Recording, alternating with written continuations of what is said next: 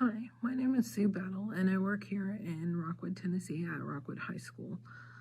I've been here for about 3 years, and I am the senior math teacher. I started my career in education because I wanted to help people.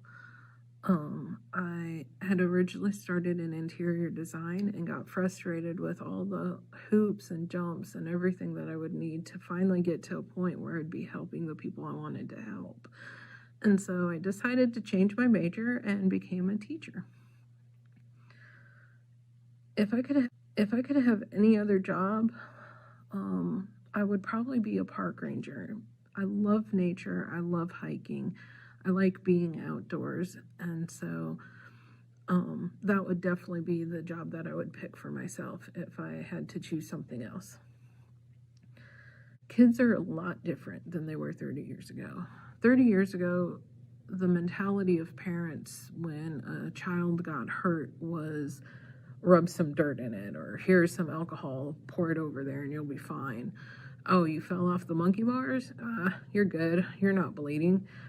And I think that also applies to, oh, you're crying? Knock it off or I'll give you something to cry about.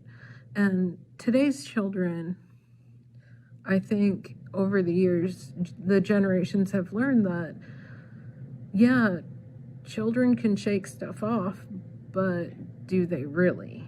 And so I think children are raised more now with mental health and safety in mind. And I think they're better equipped to deal with trauma. Teaching and how it's different. Well, as a math teacher, and talking to mentor teachers who also taught math, I've learned that 30 years ago, teachers taught to prepare kids for a factory job, to be sitting on a line and count as they do the same thing over and over and over again. So a lot of the skills that they were taught were doing the same types of problems over and over and over again. Well, today's teaching is preparing kids to not be the factory worker, but to be the factory manager. And so I teach a lot of critical thinking skills on top of the content that I'm being asked to teach. Let's see. What would I tell someone right now that is thinking about becoming a teacher? Find somebody who got out of the field, listen to all the horror stories, and ask yourself, if you were in that same position, what would you do? And if you don't like the person that you think of when you ask yourself, what would you do? Teaching's probably not for you.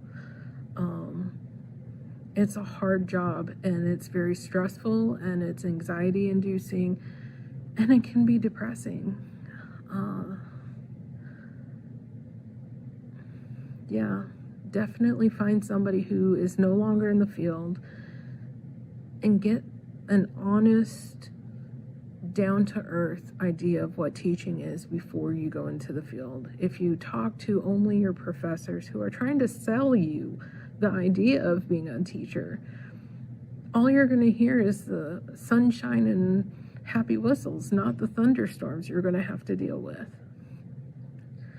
And what's one thing I would change to help kids learn better? Goodness, for me, it's definitely providing solid mental health services to our kids. I think even today, so many kids are raised with the stigma that sorting through your problems is a bad thing, and bottling up your trauma is okay, and it's not, and it's affecting our kids, and it's affecting their learning, and I see it every day. So for me, definitely mental health services for students. Thanks.